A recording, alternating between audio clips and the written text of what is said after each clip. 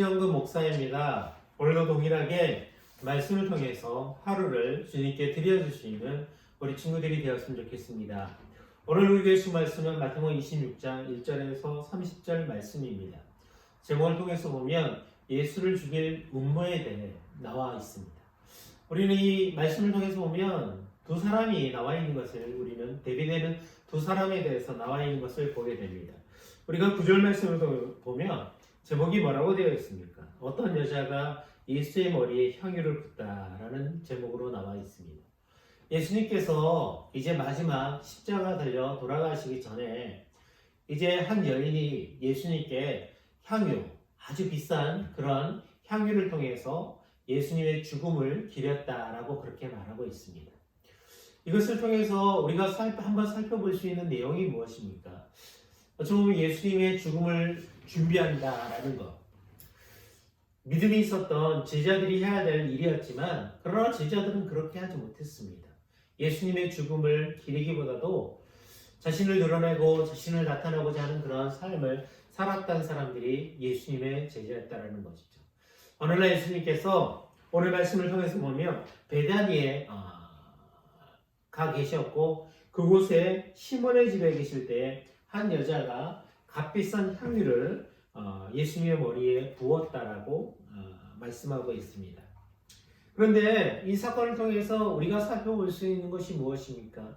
이렇게 예수 그리스도의 죽음에 대해서 준비하는 것을 통해서 제자들과 그 주변에 있는 사람들이 매우 분이하였다라고 그렇게 말합니다. 그 가운데 한 사람 가룟 유다도 동일하게 너희가 어떻게 이렇게 비싼 것을 다 허비하느냐라고 그렇게 말하고 있습니다.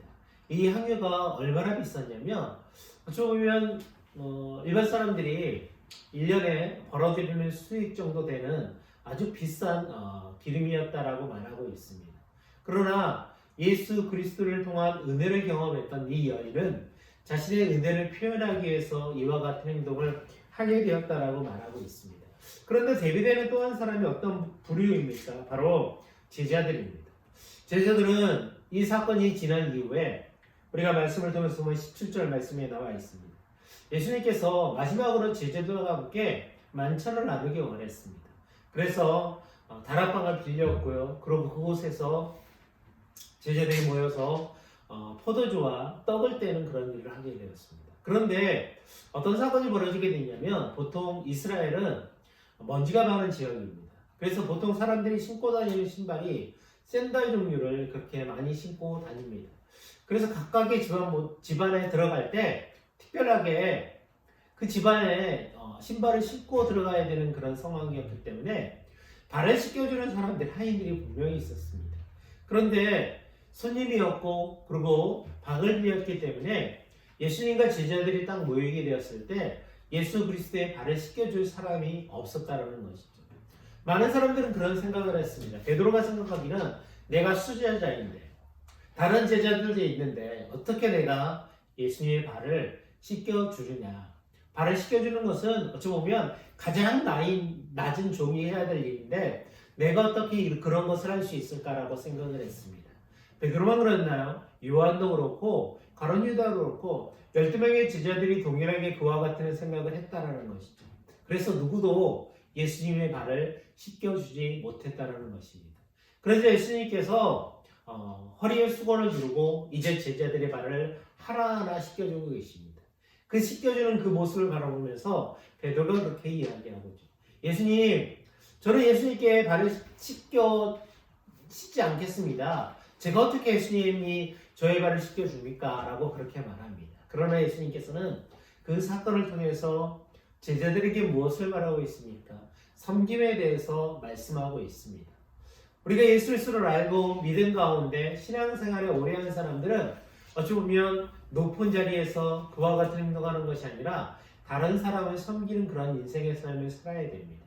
우리의 가정도 그렇죠.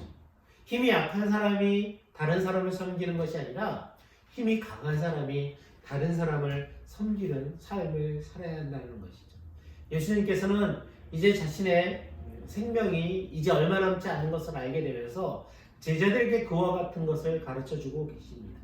너희도 이와 같이 섬겨라 라고 그렇게 말씀하고 있다는 것이죠. 오늘도 하루 우리 친구들이 가정에서든 아니면 여러분들이 지내는 그런 상황 가운데서도 이런 섬김의 도를 다 할 수 있는 친구들이 되었으면 좋겠습니다. 가정에서 내가 섬길 수 있는 것이 무엇이 있을까? 그것을 기억하면서 그 섬김을 통해서 하나님의 나라를 이루어갈 수 있는 우리 친구들이 되기를 주의 이름으로 축복을 드립니다. 기도하도록 하겠습니다. 사랑과 은혜가 충만하신 하나님, 하나님을 소망하며 기도하며 나아갈 수 있는 삶이 되게 주여 인도하여 주옵소서. 예수님의 죽음을 준비했던 한 여인과 같이 그와 같은 삶을 살아가게 인도해 주시고, 또한 제자들처럼 자신을 드러내고 자신을 나타내는 인생의 삶이 아니라 더 섬김의 삶을 살아갈 수 있는 우리 모든 중고등부 친구들이 될 수 있도록 주님 인도하여 주옵소서.